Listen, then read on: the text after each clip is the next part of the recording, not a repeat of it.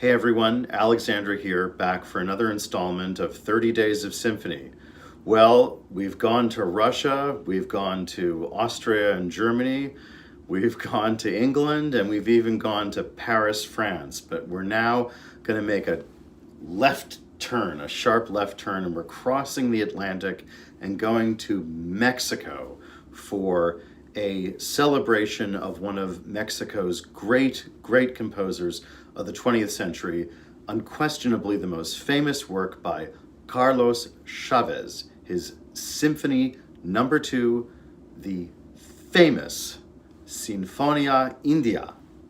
Now, in American music, in music of the United States of the 20th century, we have several great classical figures, and probably the most famous of them as great composers would be George Gershwin, who gave us, of course, American in Paris, Rhapsody in Blue, all those great Broadway musicals, who lived very stylishly and died, sadly, quite young.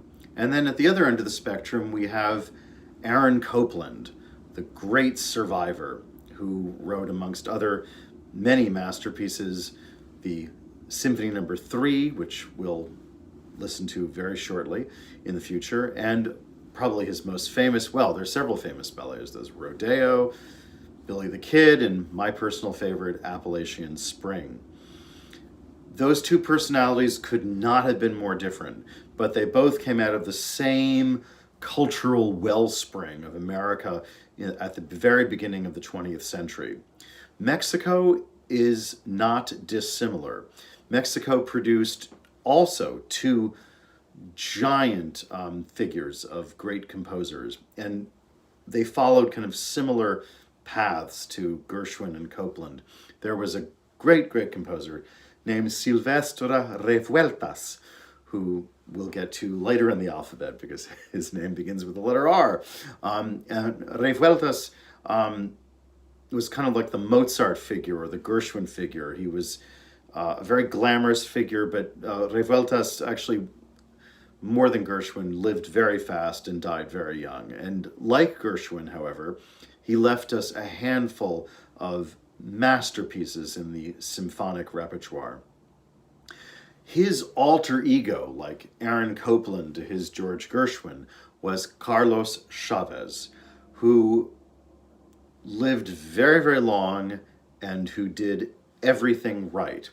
Chavez was born at the beginning of the 20th century into a well-to-do, kind of pseudo-aristocratic Spanish Mexican family. His grandfather had actually been one of the governors of the various states of Mexico, who had actually been assassinated when, remember, we've been talking about a few installments back, France in the mid-19th century under its benevolent dictator Napoleon, the Emperor Napoleon III. Well, and I was talking about how Napoleon III, by and large, did a lot of great things, like he totally rebuilt Paris from the ground up under the leadership of his great genius urban planner, the Baron Haussmann. And one of Haussmann's principal contractors was the father of the great composer Ernest Chausson, who we were discussing yesterday.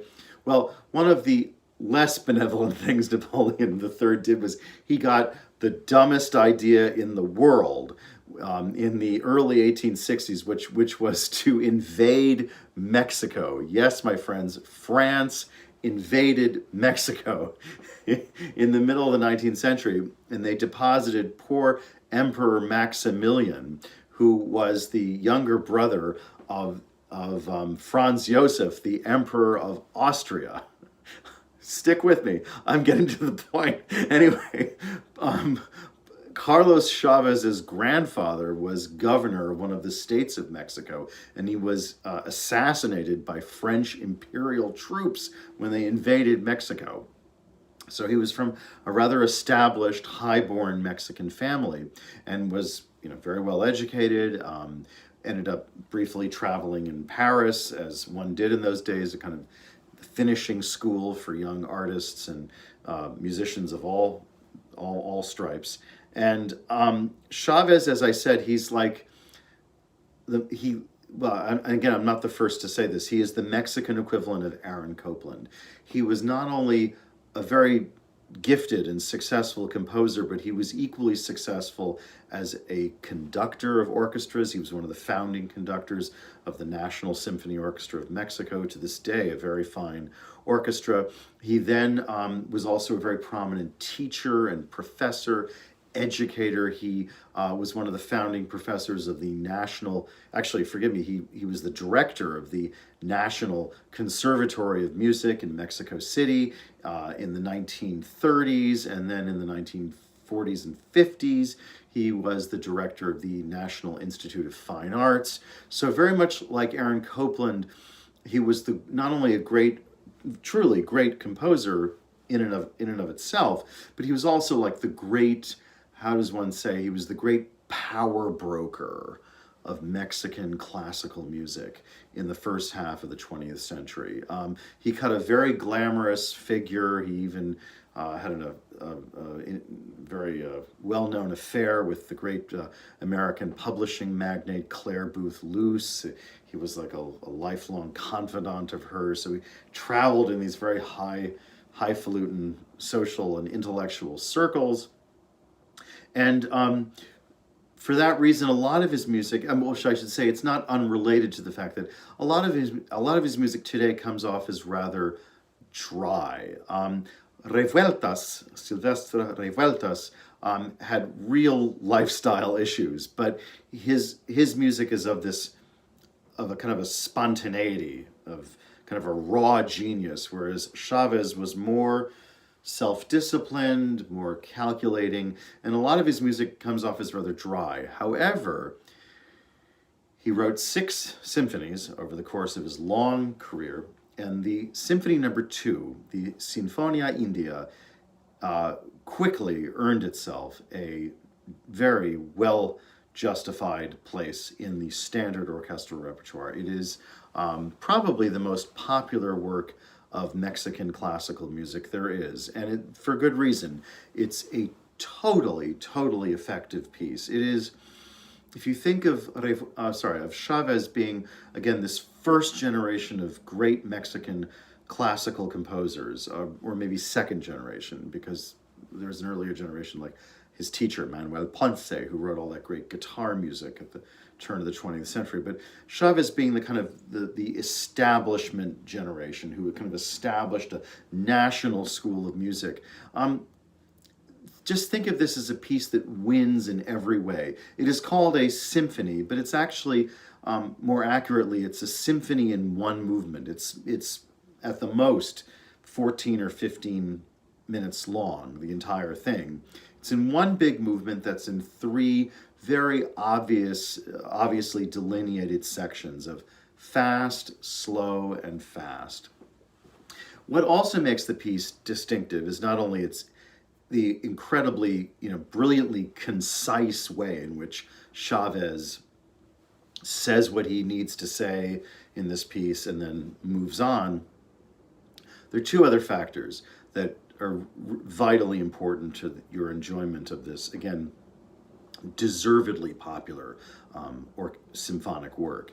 And that is that there is this extensive percussion section that he writes for, in which he calls for just a plethora of native, indigenous Mexican folk instruments. And then in the conductor's score, he tells you also which kind of standard, modern orchestral, kind of westernized orchestral percussion instruments are the best equivalents of these indigenous Mexican percussion instruments. But he says emphatically that if you can obtain the original instruments, that would be best. So these days, we have so many great percussionists. I mean, when Chavez wrote this piece, you had to like search high and low for a great orchestral symphony orchestra percussion section. And now, not only in America, but all over the world, we have just so many great symphonic percussion players who just make their livings as classical, they don't necessarily play jazz or rock, they just play symphonic percussion, and they do it so brilliantly. So now we have all these amazing musicians who can find these original instruments and know how to get them. But if you use the original instruments or their modern equivalents or a mixture of both, as is usually the case, the effect is just spine-tingling. It's just absolutely electric in its effect. No one had produced music like this. And again, this symphony was written in, if I believe, 1936, premiered shortly thereafter by the Boston Symphony Orchestra. Chavez, by this point also very well known as a conductor, conducted the first performance. And by this point, Chavez, again, is the master of his craft. He's at the top of his game.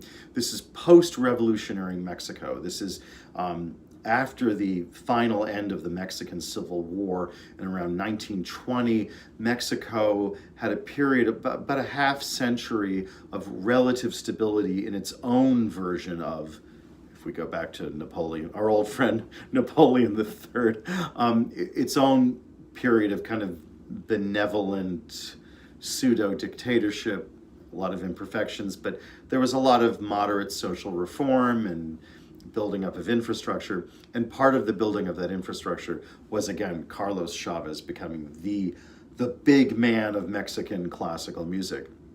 So he conducted the first performance and knew exactly how to get all these percussion instruments and how to work them into the orchestra. And you can imagine, like in 1936, the percussion section of the Boston Symphony Orchestra was like, "What? You want me to play this?" Like, so he was the perfect person to conduct the world premiere of his symphony.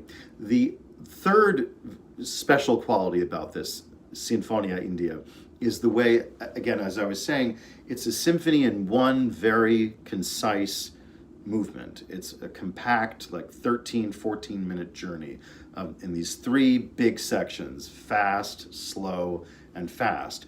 And the principal themes, the three principal themes of those three sections of fast, slow, fast, are completely based on indigenous Mexican folk materials, specifically from northern Mexico, from I think it's Nayarit, and then the state of Sonora, and then the state of Baja California, all up in northern Mexico. And Chavez had done what Chavez was doing was like 50 or 60 years behind what all those great nationalist composers in Russia had been doing in the mid and late 19th century. Remember when we were talking about Mili Balakirev as the leader of that school of self-taught, largely somewhat kind of semi-amateur Russian nationalist composers known as the Mighty Handful or the Mighty Five, and how they had based a lot of their works on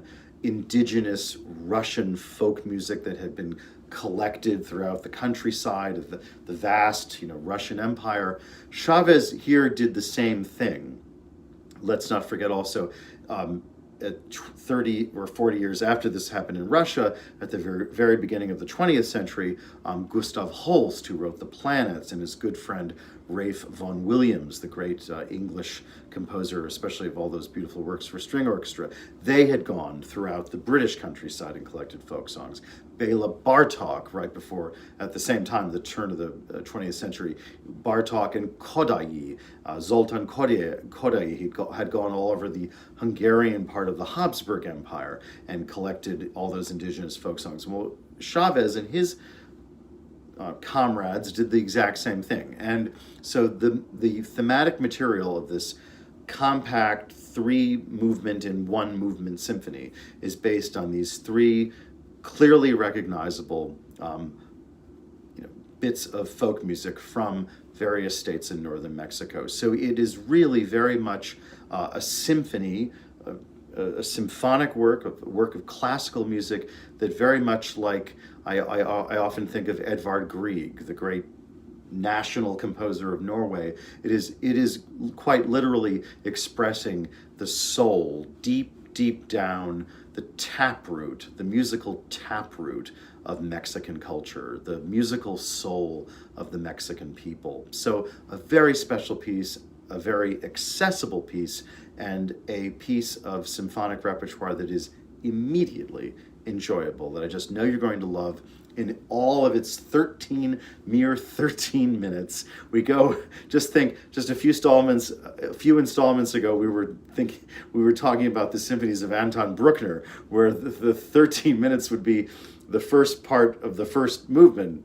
maybe. And now it's an entire symphony in 13 minutes, the Sinfonia India by Carlos Chavez, and I could not introduce a better or more appropriate performance.